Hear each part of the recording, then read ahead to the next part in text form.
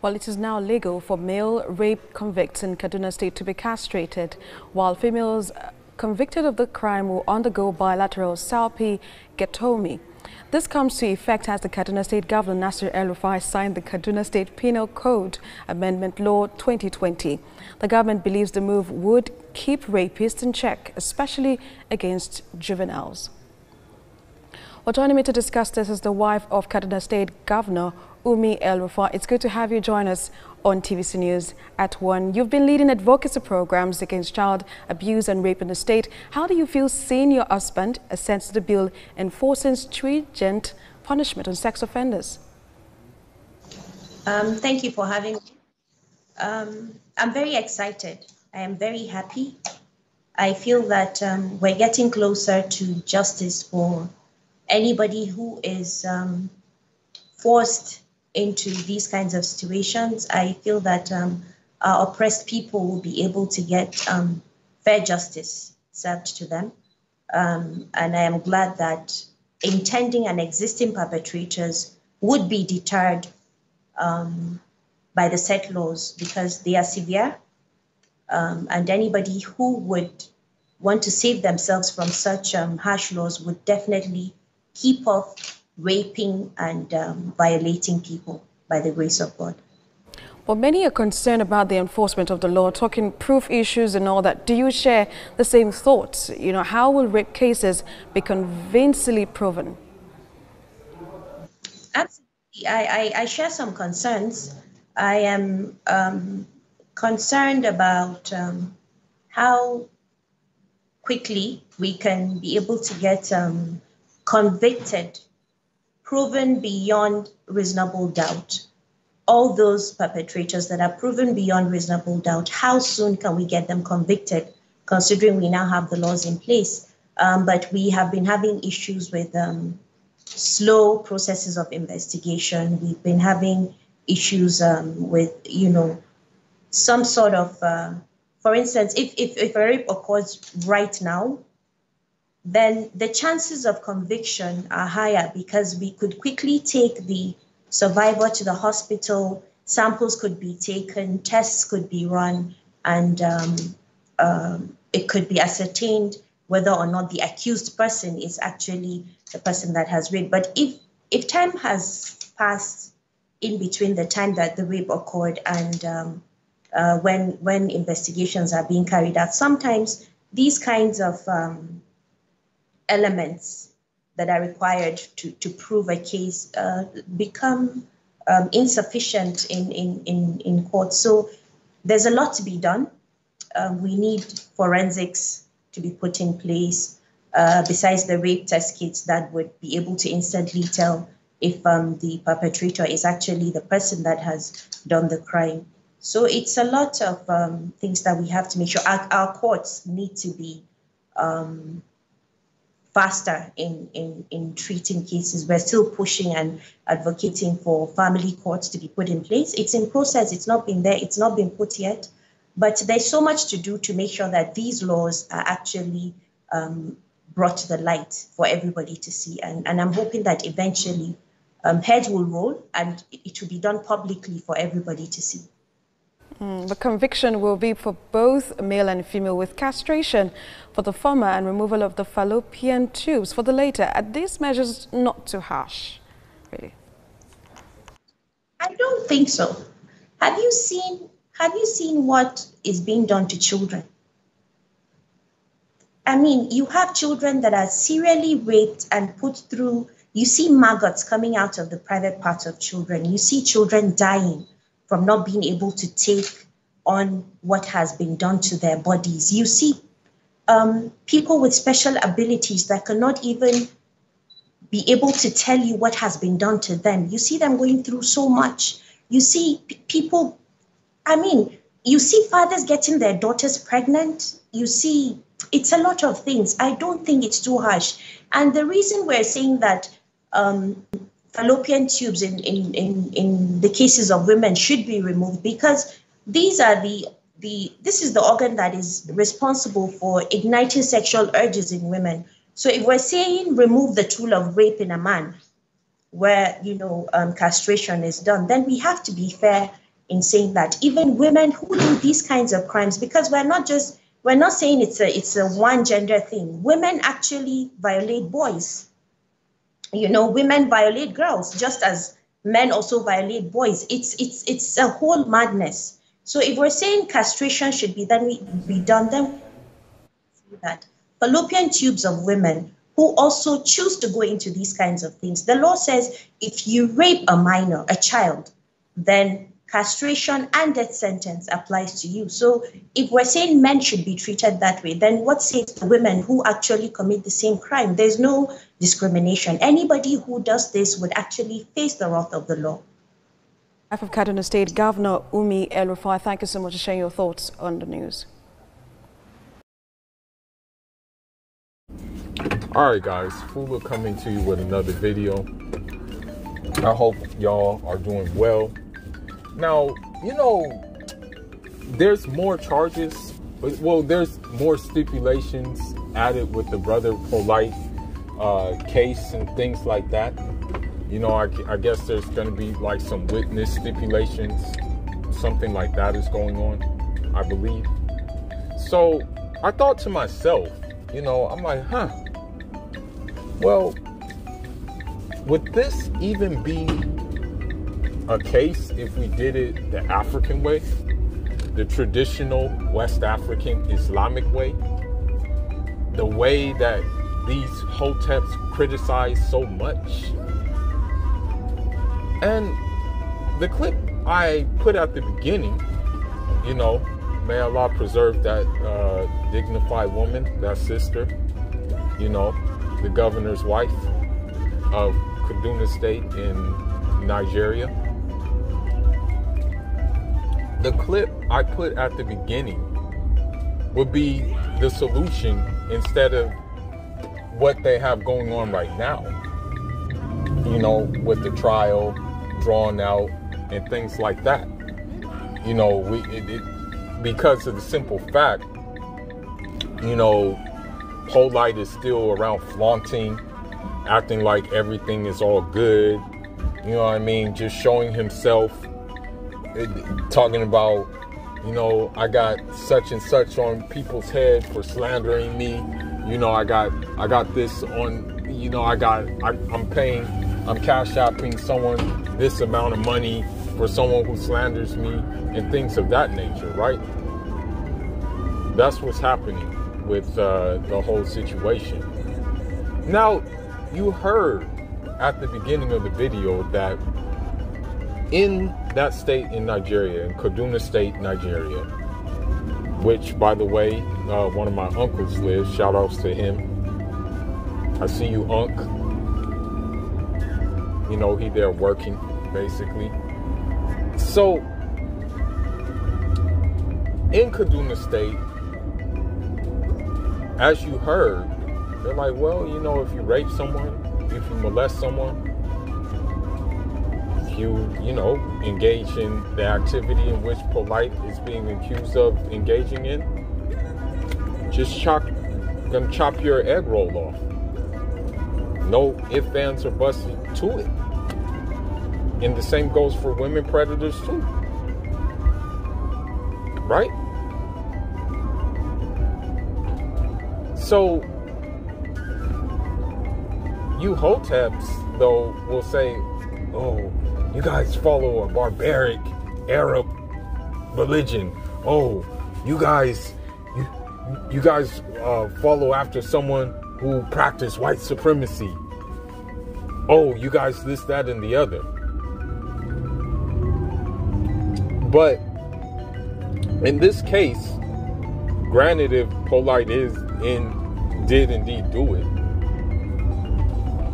I would much rather. Now, let's say if this was my daughter, hypothetically speaking, if I had a daughter, if this was my daughter and she experienced this, I would much rather the Kaduna punishment over the typical Westminster punishment. Yeah, sign me up for that. Because here's the thing. I don't know why you guys you hoteps don't take account into the physical damage, the psychological damage, the emotional damage that this little girl, if it did indeed happen, is gonna go through. Do you know that if girls are molested, you know, if girls, for the most part, if girls are molested, they become lewd. They are in some way like programmed to think, oh, this was supposed to happen. You know what I mean? This is how it just is supposed to go down. And so they become damaged for life. I mean, I'm just gonna be honest, a lot of prostitutes who you see on the strip, a lot of them have been molested when they were younger. And so this is just how it works, you know. Now you listen to the governor, the governor's wife, and she said that the physical damage, you know, granted Nigeria doesn't have the same health care as let's just say here in the United States. But you look at the physical damage that was done, and she said even maggots and stuff like that. You know. Now, that's another thing too about it. The physical damage done to the girl. You know what I mean? Because rape is violent. Sexual things are like forced sexual intercourse and forced sexual activities are violent. You know, it's not just like sex, it's violence too attached to that. So if this is done, you know, to that girl, it's like you're not, it's almost unfathomable to like think about it, you know. But you still got Hotep supporting him, even when the charges are getting worse and worse and worse and worse.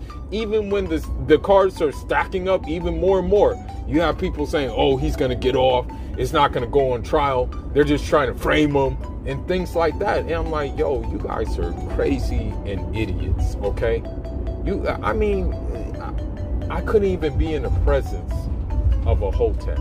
I can't be in the presence of a Hotep. I can't be in the presence of a conscious person, because here's the thing, and this is coming from a continental African who's been here for some time now. The thing that bugs me the most is when these conscious people and these Hoteps equate their foolery and their nigger, their nigger behavior into African, saying, "Oh, this is part of African culture. This is what we used to do." Now, before I go on and go into depth with something else I want to say about it,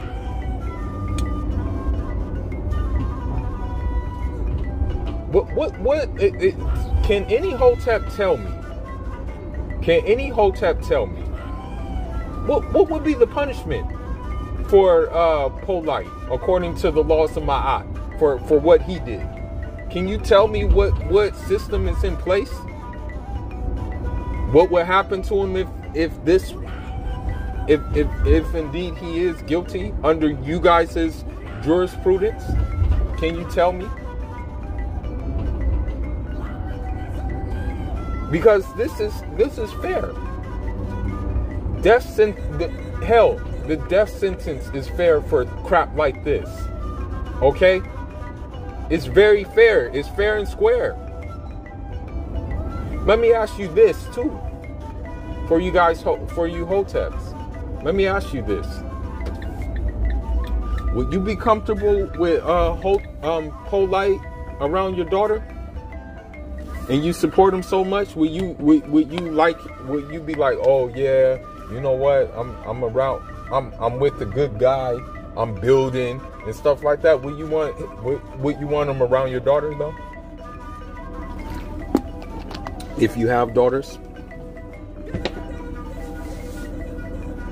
And this is the thing about the conscious and the Hotep community.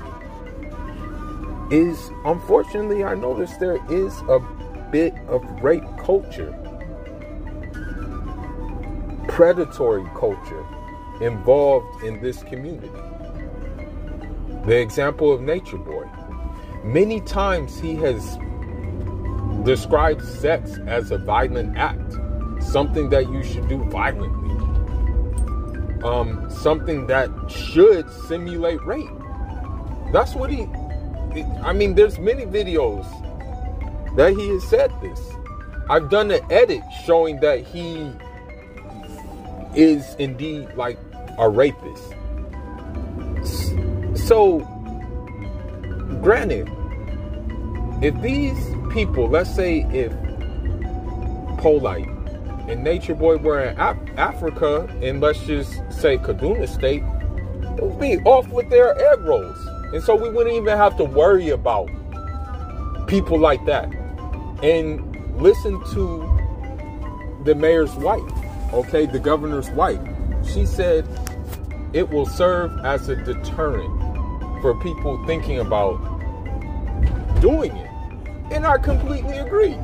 It would be like, okay, for example, let's just say someone does it, right? And they have the witnesses for those who have done it. Then they'll be like, Colossus, ching, off with the egg roll, right? And then if maybe someone had that idea, it would be like, oh shit, maybe I don't want that. Maybe I should just like get married, start a family, and not prey on little children or little girls. Let's take the R. Kelly situation, right? I don't think it would even have gotten to this much momentum if the Kaduna way was followed. If the witnesses said, yeah, he did this, he did that, stuff like that, then it would be like, okay, Kalash, king. So what I'm saying is that the traditional West African Islam is based on practicality and logic. I'm sorry to say it, but prison will not reform people who are sick in the head like that. In fact, unfortunately, the United States prisons have those guys in protective custody, actually treat them the best, from what I heard from people who, I know who were incarcerated for like things like, I'm going to be honest, people who I know who have caught gun cases, people who I know who have caught drug cases, were treated way more harsher than people who have engaged in this kind of behavior. You know what I mean? In the brother Polight behavior. So this is why, like, us continental Africans cannot accept them. This is why us continental Africans cannot accept the Nature Boy. This is why us continental Africans can't really accept anybody from the conscious community who has this ideology. This is why we can't accept them. This is why we reject them for the most part. Now, granted, Polight, he went to Ghana, but then, he wasn't really doing anything there. He was there partying with bigwigs, He made a lie and said that the Crown Prince of Ghana were going to be working on some projects. And the thing is, Ghana doesn't have a damn Crown Prince. They don't have like a hierarchy or royalty. Ghana is not Saudi Arabia, you dumb Negro. So another thing I want to say is that with this case and things like that going on, you know, you have to look at the source, which is Malachi Z. York. Now, here's another thing. If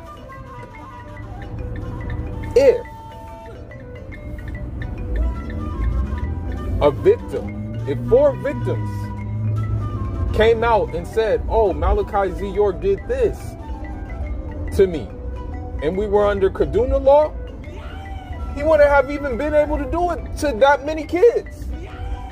That measure would have been prevented. What are you going to do with no egg roll? Except for maybe fondle kids, but guess what? We got something for that too. If you decide you want to fondle kids, we'll chop off your arm. Okay? So this is what I'm saying. Like, I'm just saying that my system makes sense in dealing with creeps like this. It makes it's very logical. You know? And people say, oh, we should show forgiveness. You know, you act like you haven't made mistakes and stuff like that. Listen, man, some people are intentionally doing things like that. So there is no forgiveness for this. Okay? And I'm going to just leave one more thing about this situation. You'll hear Nature Boy say, oh, the white man's responsible for this. You know, he's responsible for acting like this. For us acting like this. You know, R. Kelly it isn't the reason for it. It's the system's reason. So, you know, they use slavery as an excuse, but at the end of the day, you can't use something that didn't happen directly to you as an excuse. Okay? You knowingly and consciously do these things. You have control over your own actions. Okay? At the end of the day, you choose to do what you want to do. Okay? So you can't blame it on something in the past in which you had no control over. Okay? But anyhow, man, I'm just going to end it on that note. Leave your thoughts and leave your comments. And the thing is, you know, people come at me and, you know, in fact, a lot of Nature Boy's followers, a lot of Young Pharaoh's followers, and Polight's followers have given me death threats, you know, many times in my DM and the Instagram and things like that. But listen, man, if I know what I'm standing on is something authentic and real, and it's based on logic, fact, and results, I'm going to stand on it, man. And I know what I'm standing on is real right now. So anyhow, man, leave your thoughts and leave your comments. But actually, I want to talk about one more thing. Sorry, guys, for drawing it out. I want to mention one more thing. Now, I want to say something. And this has nothing to do with the Polight trial. This has to do with polygamy. Now, the governor of Nigeria, that you know, at the beginning, that was his wife talking, right? But guess what? He has 3 wives, right? Now, do you see the difference between his wives and the difference between Polight's wives, or Polight's wives and Nature Boy's wives? Do you see that woman is dignified? Pretty for an older woman. You know, honestly, I would take her over any one of Nature Boy's wives or any one of Polight's wives. You know, me personally, I would take her over them. Well-spoken, articulate, looks like she's taken care of very well. When you versus when you look at Polight's wives or Nature Boy's wives, who look like ragamuffins, who look like bots, who look like old cars, you know. So when they try to like use Africa and say, oh, in Africa we practice polygamy and stuff like that, but it's like, okay, we don't practice it like you practice it, okay? We practice it quite different. So please stop using polygamy to justify getting your rocks off and just basically thinking with your dick instead of thinking with your brain. But anyhow, man, I'm gonna just end with that. Fulu signing out. Inshallah.